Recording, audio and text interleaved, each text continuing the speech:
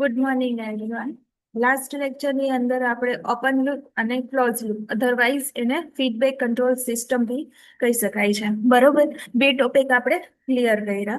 હવે next topic છે તમારું feed forward control system. Simple way આપણે જોઈએ કે feed forward control loop control system અને ફીડબેક કંટ્રોલ સિસ્ટમ બે વચ્ચે શું ડિફરન્સ છે? તો કે જો તમારું જે ફીડબેક છે, બરોબર, ફીડબેક કંટ્રોલ સિસ્ટમ છે એની અંદર કેવું હોય કે આખી પ્રોસેસ કમ્પ્લીટ કર્યા પછી તમને શું કરે છે તો કે આઉટપુટ એ ડિઝાઇર્ડ સુધી લઈ જાય છે. બરોબર છે, તમારું આઉટપુટ છે એ ડિઝાઇર્ડ આઉટપુટ ના મળે, બરોબર, ડિઝાઇર્ડ સેટ પોઈન્ટ અકોર્ડિંગ ના મળે તો એ શું કરે છે કે ફીડબેક આપીને પાછું એને નિયરેસ્ટ વેલ્યુ સુધી શું લઈ જાય છે કે તમારું ધારો કે 25 સેન્ટીગ્રેડ હોવું જોઈએ અને 24 સેન્ટીગ્રેડ આવે છે, બરોબર, તો એ તમને શું કરશે, ફીડબેક થ્રુ પાછું એને મેન્ટેન કરવાની ટ્રાય કરશે. જ્યારે ફીડ ફોરવર્ડની અંદર શું હોય છે કે કોઈ પ્રોસેસ હાલે છે, બરોબર, એ પ્રોસેસનું અંદર તમારો ફ્લો અને ટેમ્પરેચર છે, બરોબર, પહેલેથી જ એને શું કરશે, મેન્ટેન કરીને પ્રોસેસને શું કરશે, એક જે ડિઝાઇર્ડ સુધી કોન્સ્ટન્ટ રાખશે, બરોબર, એ ડિઝાઇર્ડ આઉટપુટ રાખશે. હવે first of all we see block diagram. કોઈ પ્રોસેસ સ્ટ્રીમ છે એની અંદર ફ્લો ટ્રાન્સમીટર અને ટેમ્પરેચર ટ્રાન્સમીટર દ્વારા શું કરે છે કે એનો જે ફ્લો અને ટેમ્પરેચર છે એ શું કરશે, according to the set point maintain કરશે. અને આઉટપુટની અંદર ઇઝ અ ટેમ્પરેચર ટ્રાન્સમીટર કે તમારું જે આઉટપુટ છે એ ટેમ્પરેચર કેટલું છે, બરોબર, એ અકોર્ડિંગ, બરોબર. અને આ છે condensate return and then stream line. Clear? This is a block. This is a physical system. અને બ્લોક ડાયાગ્રામ જોઈએ તો feed forward controller. The input is a reference input and otherwise set point. This is a manipulated variable process. બરોબર, અને disturbance મેં તમને કીધું ક્યાંથી કે ભાઈ લાઈક એટમોસ્ફિયર છે, બરોબર, એનાથી એ ઇફેક્ટ થતી હોય છે. અને સેન્સર અને transducer through feed forward controller due to the input and output is a controlled variable. This is your block diagram. See, the feed forward control system is a technique which is used to take care of the limitation of feedback control system as I mentioned above. હવે જો feed forward control system છે એ એક technique છે જે use કરવામાં આવે છે જ્યાં તમારી લિમિટેશન છે ફીડ કંટ્રોલ સિસ્ટમની, એ જગ્યાએ ફીડ ફોરવર્ડ કંટ્રોલ સિસ્ટમ છે એ યુઝ કરવામાં આવે છે. In feed forward control system disturbance are measured and compensate for them before the controlled deviation from the set point. શું કહે છે કે તમારા ફીડ ફોરવર્ડ કંટ્રોલ સિસ્ટમની અંદર જે ડિસ્ટર્બન્સ છે એને પહેલેથી શું કરશે, મેઝર્ડ કરશે, કમ્પેન્સેટ કરશે. કમ્પેન્સેટ કરવું એટલે જેટલું ઘટે છે એટલું એડ કરવું, બરાબર. લાઈક તમારું ટેમ્પરેચર 24 સેન્ટીગ્રેડ છે, સેટ પોઈન્ટ તમારું 25 સેન્ટીગ્રેડ છે, તો એને શું કરશે, કમ્પેન્સેટ કરશે, બરોબર, એટલે 25 સેન્ટીગ્રેડ સુધી એને લઈ જશે. For the before of control variable, જે તમારા કંટ્રોલ વેરિયેબલ છે એ ડેવિએટ થાય ફ્રોમ ધ સેટ પોઈન્ટ કરતા એની પહેલા જ શું કરશે, એ મેઝર્ડ કરશે અને કમ્પેન્સેટ કરશે. Clear? It is used to minimize the deviation of the control variable. અને તમારા જે કંટ્રોલ વેરિયેબલ છે ને, બરોબર, એના જે ડેવિએશનને શું કરશે, મિનિમમ કરશે, બરોબર. The typical feed-forward control system of the heat exchanger is shown figure. બરોબર? And in this example, inlet temperature Ti of T. બરાબર, તમારું જે ઇનલેટ ટેમ્પરેચર છે એ કેટલું છે, Ti of T, અને પ્રોસેસ ફ્લો છે એ કેવું છે, F of T. Are two major disturbance. આ બે મેજર ડિસ્ટર્બન્સ છે તમારા શું છે પ્રોસેસની અંદર. To implement a feedback control system, these two disturbances must be first be measured. હવે આ જે બે ડિસ્ટર્બન્સ છે એને પહેલા શું કરશે, મેઝર્ડ કરવામાં આવશે, and then the decision must be taken about how to manipulate the steam valve and compensate for them.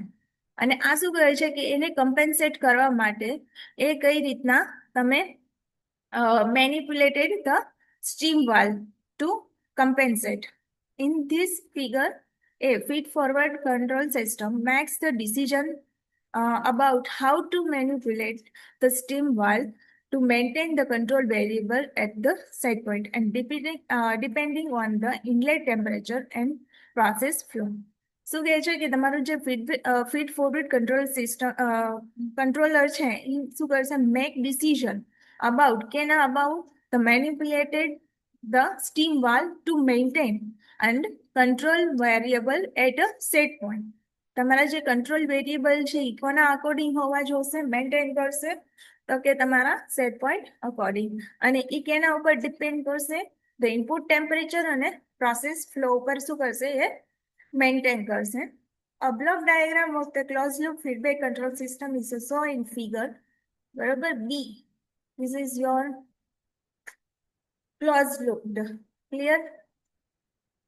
Closed loop feedback control systems diagram. હવે જો, in the above example, we have seen that the feed-forward control technique is a compensate for the only two disturbance. આ એક્ઝામ્પલની અંદર ખાલી બે જે તમારા કહે ને કે ડિસ્ટર્બન્સ છે એને શું કરવામાં આવે છે, compensate for the only two disturbance, and if any other disturbance entered the system, it does not compensate. હવે જો આના સિવાય તમારે બીજું કોઈ ડિસ્ટર્બન્સ આવશે તો એને શું કરશે, compensate નહીં કરી શકે, બરોબર, for this additional disturbance. This result in the permanent deviation from the of the control variable from the set point. અને એનું રિઝલ્ટ છે એ શું મળે છે, તો કે permanent deviation of the control variable from the set point.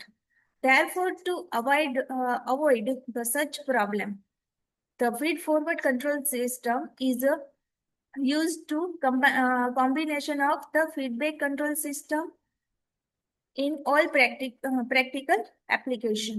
હવે આ શું કહે, અવોઇડ કરે છે such a problem. Feedback forward control system used is a combination with the feedback control system in all practical applications. In such a system, feed-forward control compensate for the major disturbance.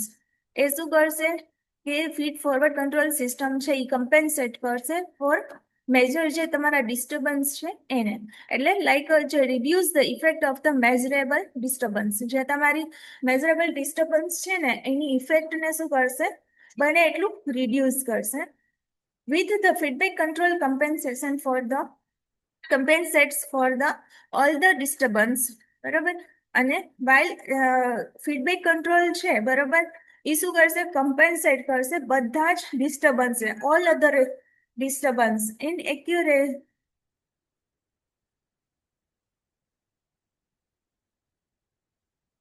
હવે એના advantages શું છે, તો કે feed forward control act before the output is disturbed and is capable of very good control performance with the accurate model. feed forward control system છે ને એ તમારા output પહેલા જે ડિસ્ટર્બ્ડ જે વેરિયેબલ્સ છે ને એને શું કરશે, તો કે એને કમ્પેન્સેટ કરશે, બરોબર. Stable feed-forward controller cannot induce the stability in the system that is stable without feed-forward control. હવે આ સ્ટેબલ છે ને feed-forward controller છે એ cannot induce the instability, બરાબર, in the system, અને that is stable without the feed-forward control system. And disadvantages શું છે એના, તો કે feed-forward control system can lead to poor performance if improperly designed and tuned. હવે એ ક્યારે પુઅર પરફોર્મન્સ આપે છે, તો કે જ્યારે તમારું ઇમ્પ્રોપર ડિઝાઇન હોય અથવા ટ્યુન્ડ હોય, બરાબર, ત્યારે. This the major limitation of to feed forward control is it is an instability to reduce the steady state offset to 0. And however, this limitation is overcome to combining forward with feedback. હવે જે તમારી major limitation છે બરોબર feed forward control સિસ્ટમની, it is instability to reduce the steady state offset to 0. અને however this limitation is easily overcome by the combination combining the feed forward with feedback. Clear? This is your feed forward control system.